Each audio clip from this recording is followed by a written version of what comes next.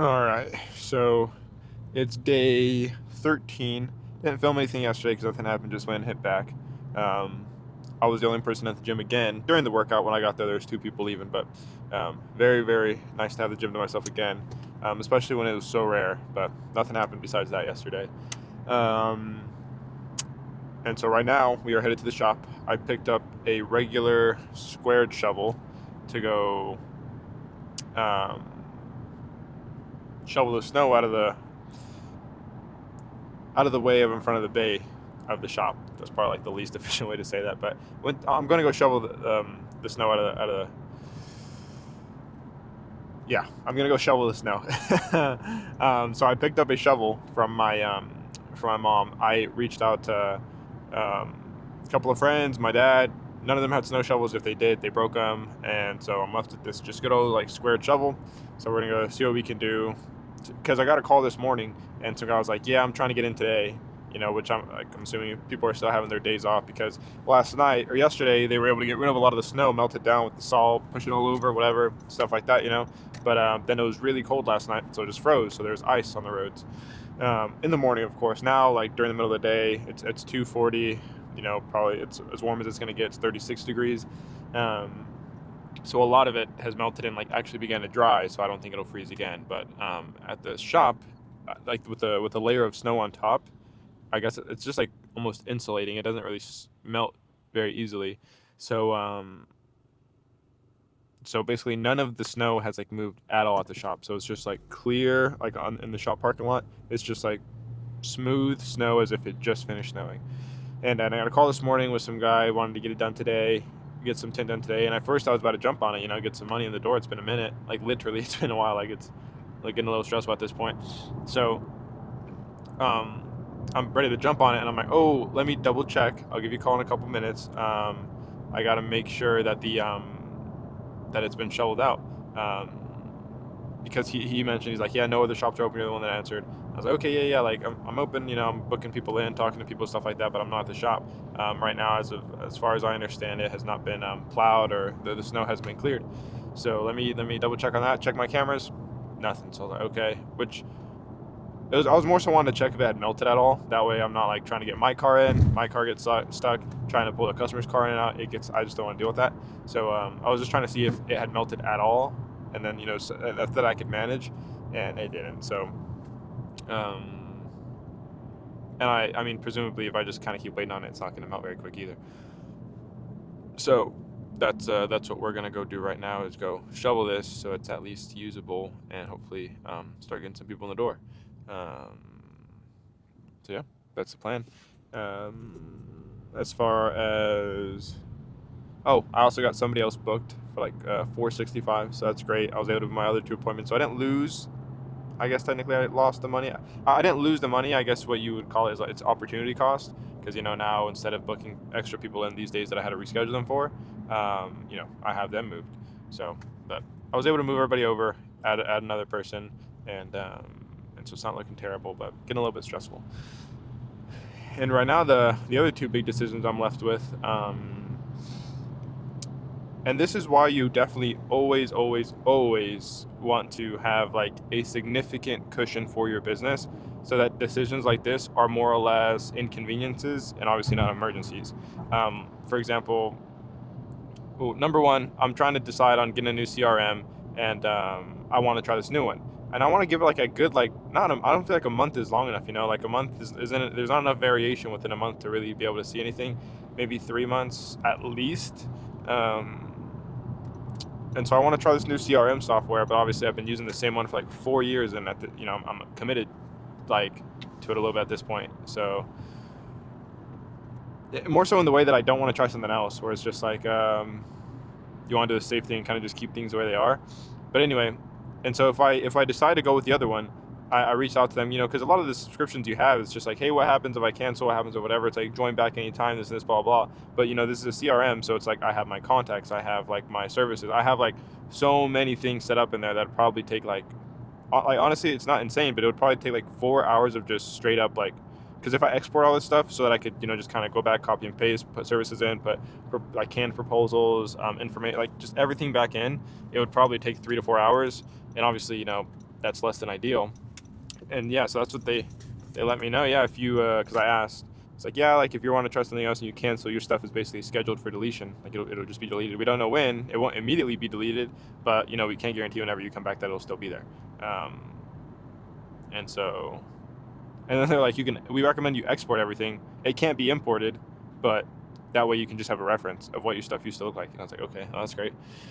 And so, yeah, obviously if I had a significant, pillow or cushion like I always had, then I could just run both for 3 months and just kind of see. That way I have one to fall back on. My stuff's not deleted, and I could see which one I prefer. So that's number one. I got to make a decision there. Number two, which is a bigger one, is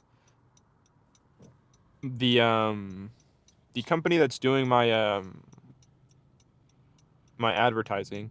I just send whatever the clip, I send an offer, I send whatever, and they obviously do the advertising side of it, like in terms of setting it up on Meta and Facebook and Instagram and that stuff.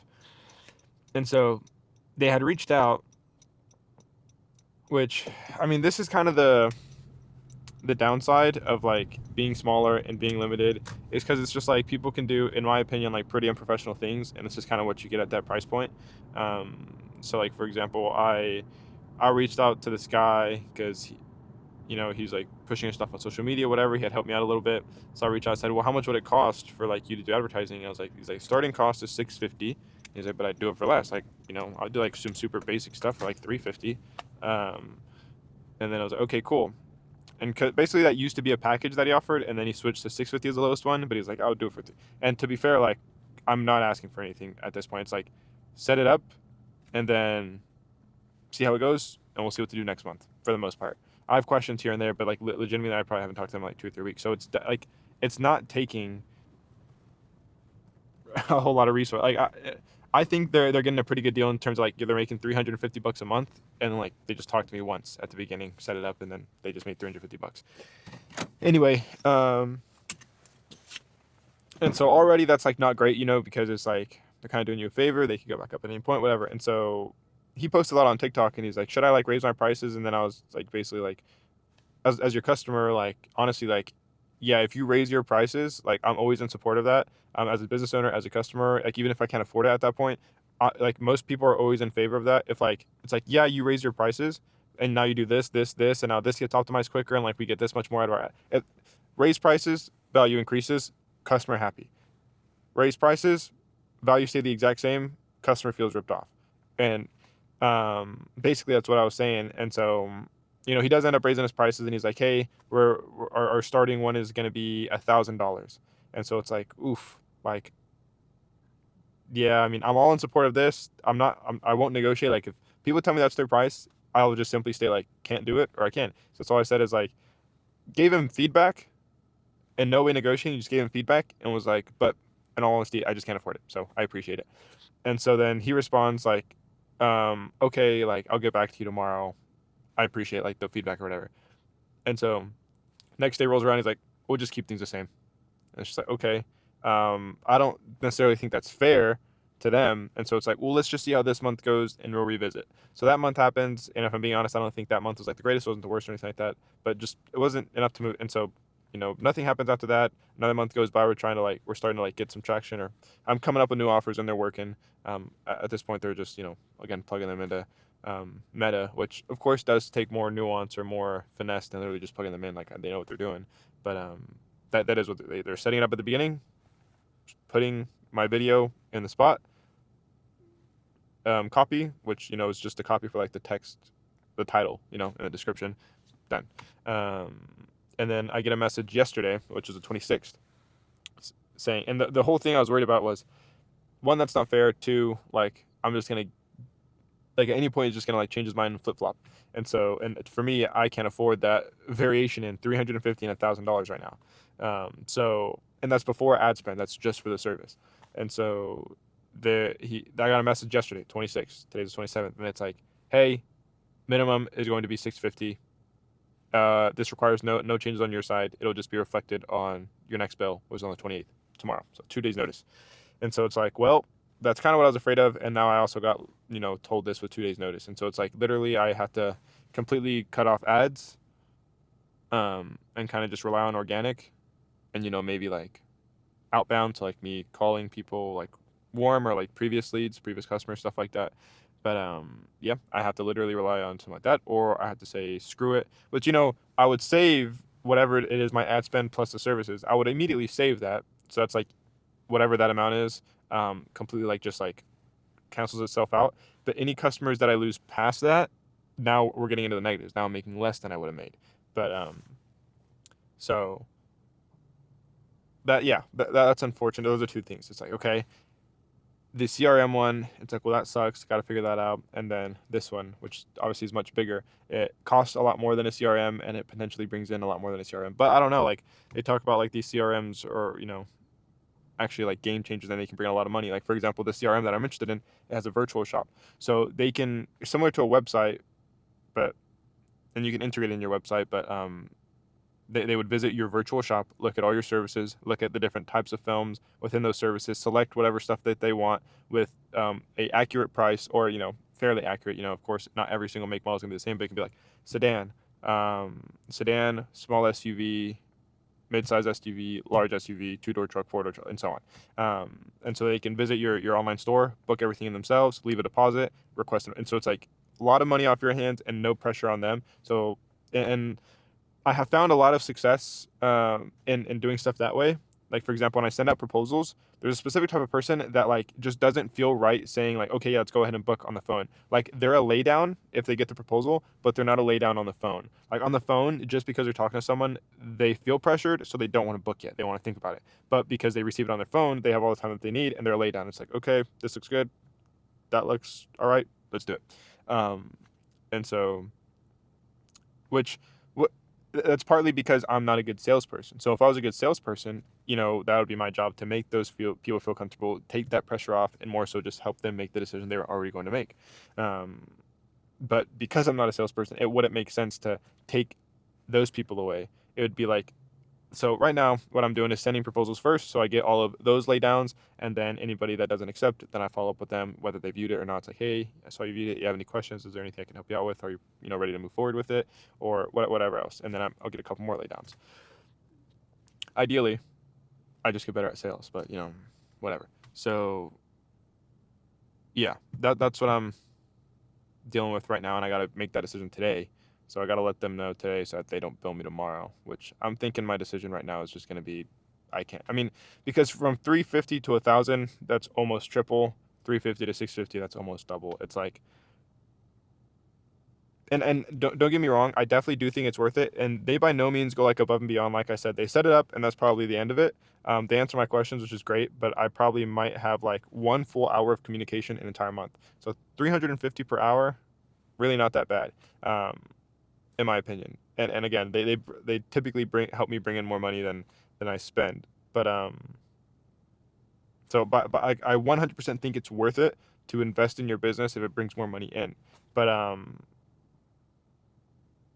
it's just I don't think that I can do it right this second, which sucks, because I have those extra costs I had mentioned in previous videos, like big costs, So I think we might see how next month goes, which is February, which is never the best month anyways.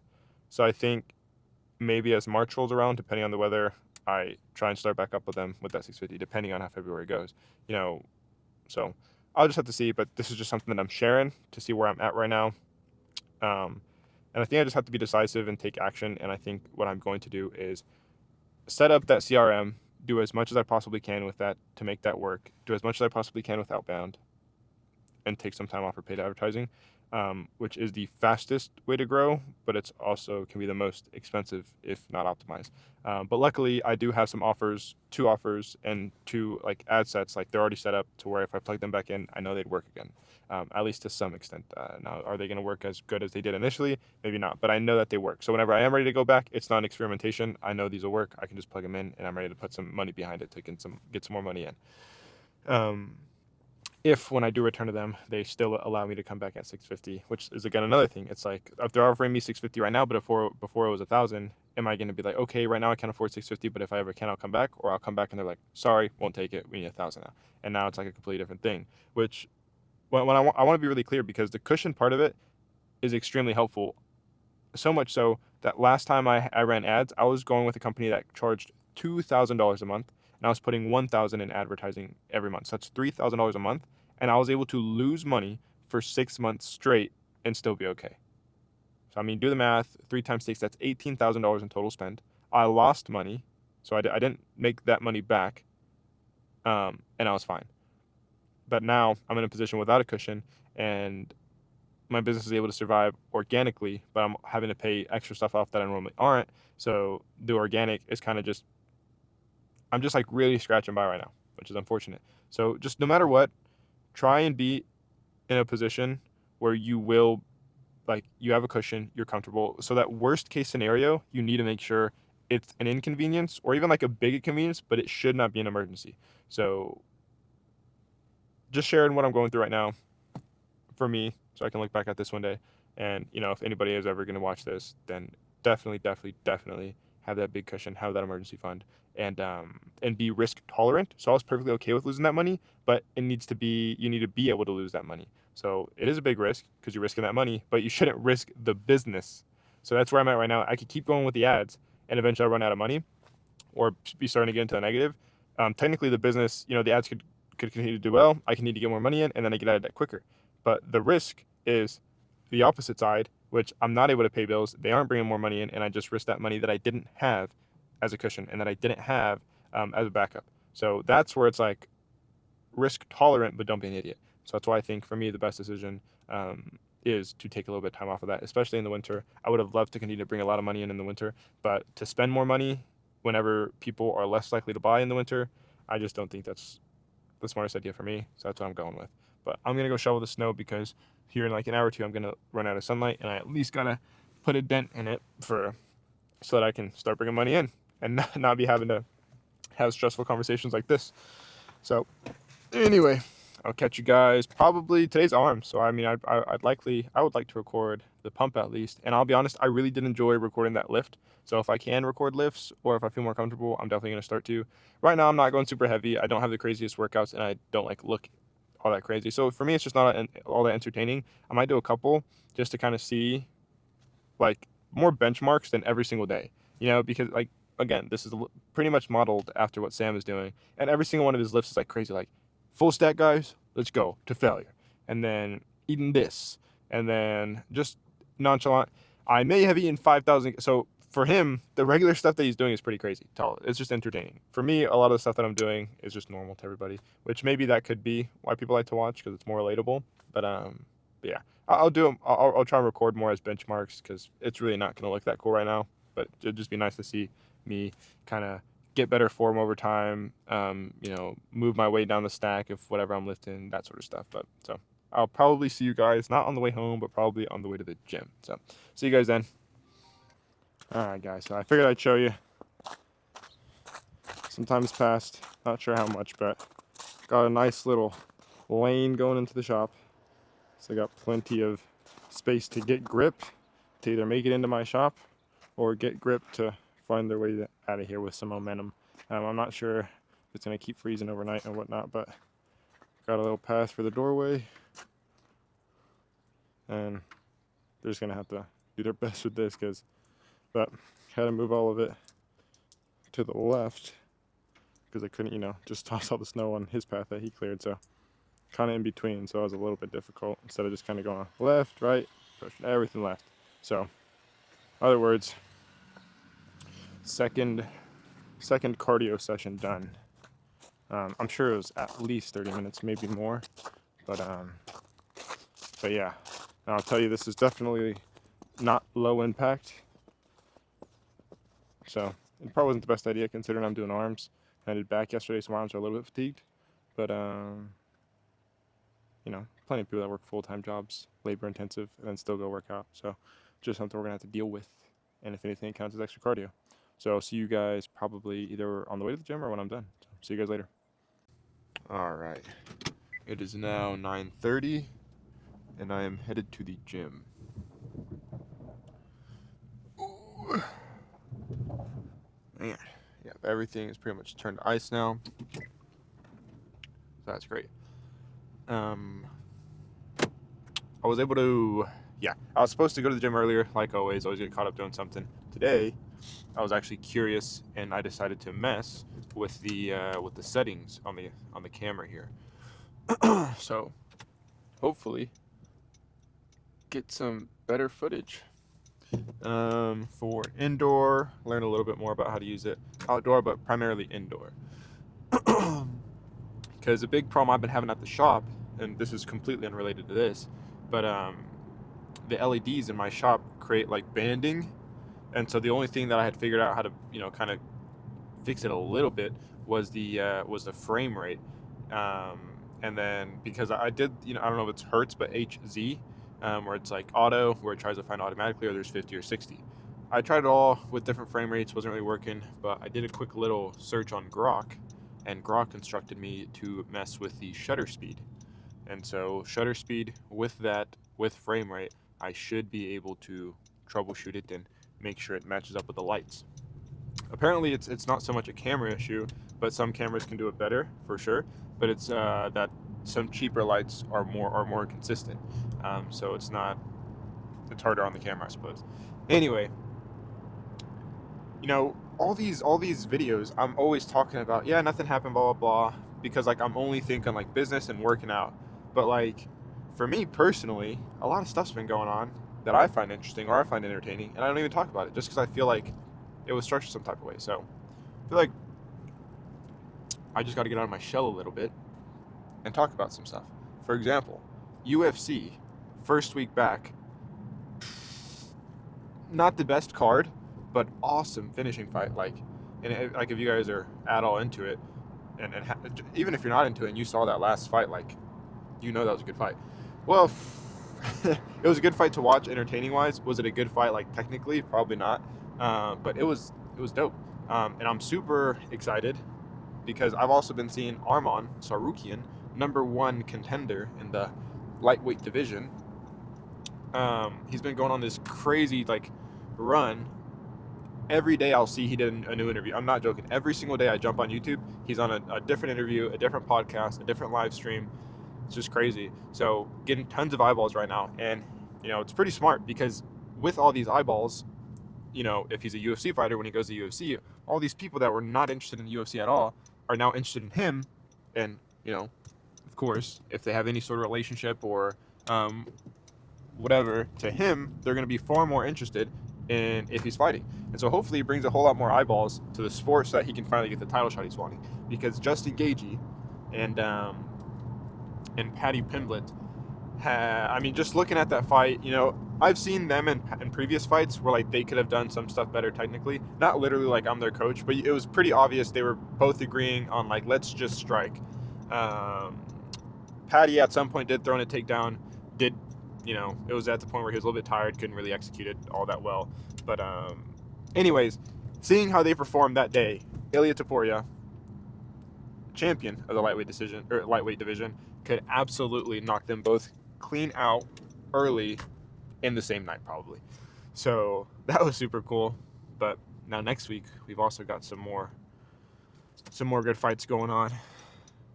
Particularly, obviously the one that comes to mind, the main event, which would be Alex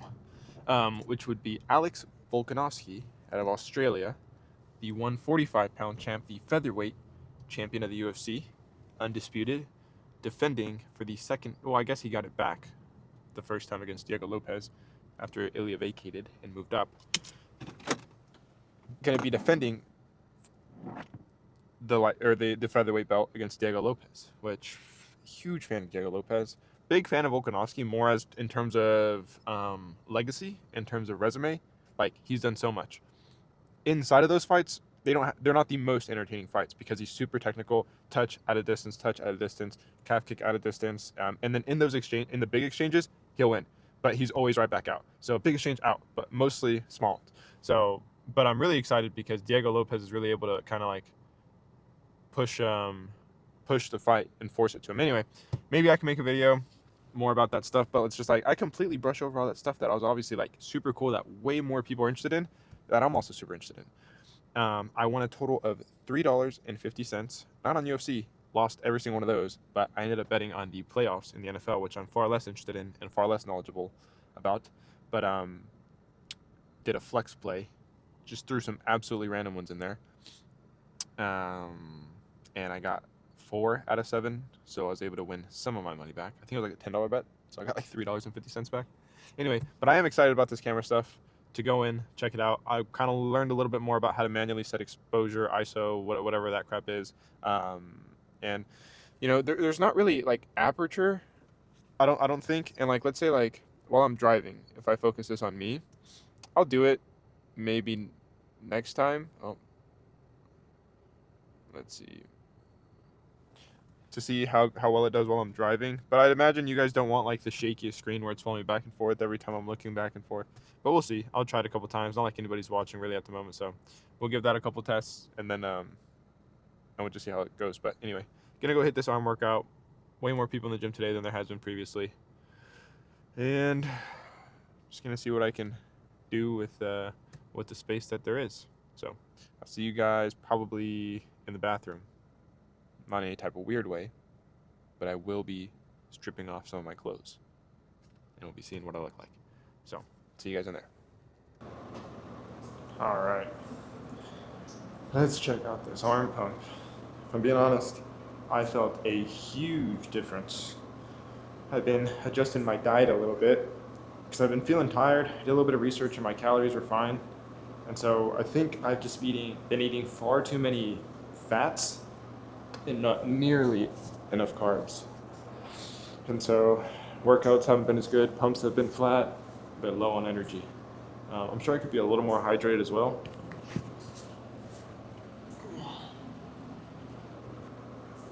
But last 3 days, I've been starting my days with a lot more. Oh, let's flip this around so you're not in the way, huh? Down a little bit. Yeah, I've just been eating a lot more carbs. And so I would finish my day with like 150 carbs and then just have overeaten in the fats. And so now I've already, the past 2 days, I was probably at 150 after breakfast. And so, yeah, I've just been taking out fats, adding carbs in. And I think it is going to translate to a much better pump. So let's just take a couple peeks before the wife beater comes off.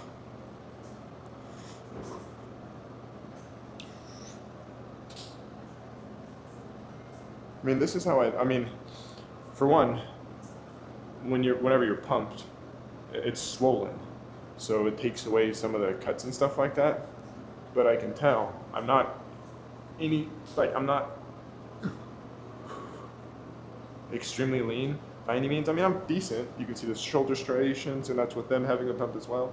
But I don't have like tricep veins. I don't have like any sort of really deep like stuff going on.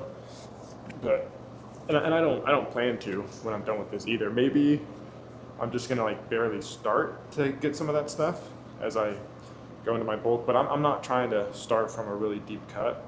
I'm trying to recomp, get to a decent starting point, just to where shed some fat, so I don't immediately go from soft to just putting on more fat. I'd rather strip a lot of that fat away and then just gain weight slowly. So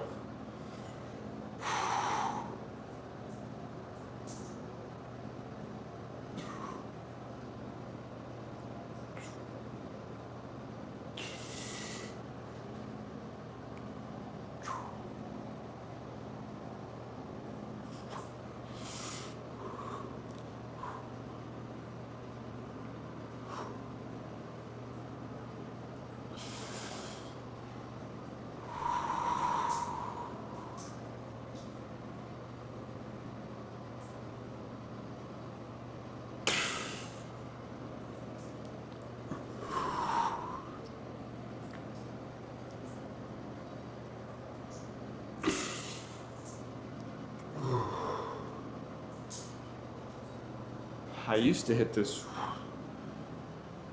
that one I'm gonna start doing it again just because that's how obviously you get it by practicing. But let's finish with the basics. So for arms, that's a lot of it. Did I hit these yet? Let's get right under this.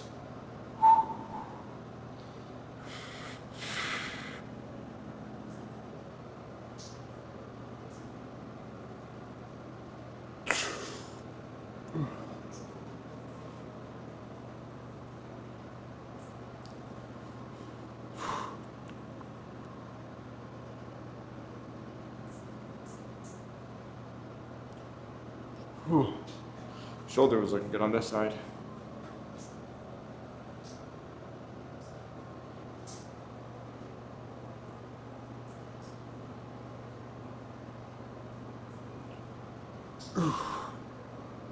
Abs. Still got some work to do. Let's see. I'm gonna try not to cut this no matter how silly it looks.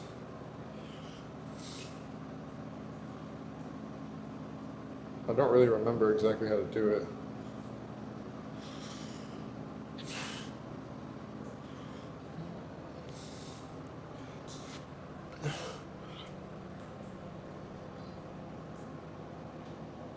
Ooh, that's how you get a cramp right there.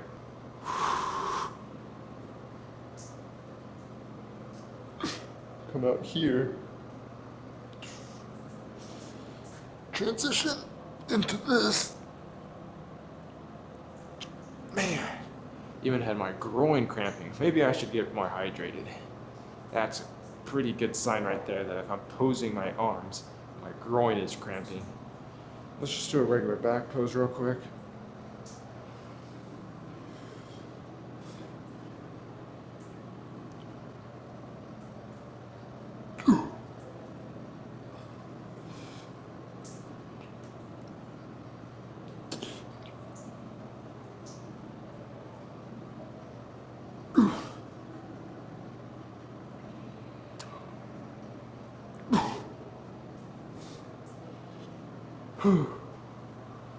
Hopefully, I'm starting to get the hang of some of these again.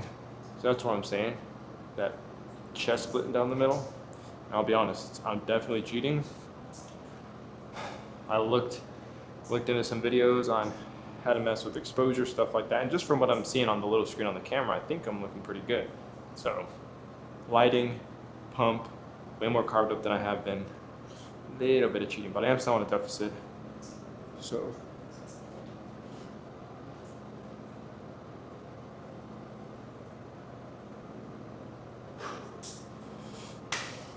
Pretty happy with that. I think a month or two from now, you might catch me giggling to myself a little bit. If you guys have seen any of those Sam videos where he really starts to see a difference, he's just looking at himself in the mirror and it's just like giggling to himself, knowing how much crazier he's looking now. So right now, a little bit of cheating, but hopefully in a couple months. Not that it'll be anything crazy, but it'll be fresh on the eye, so I'll be excited about it. I think we'll finish it there. So I'll plan for the rest of today, considering it's 11:09. Speed home, it's a 5-minute drive. Eat some chicken breast. Go to bed at a decent time, likely sometime after 12, likely in between 12 and 1. So we'll see.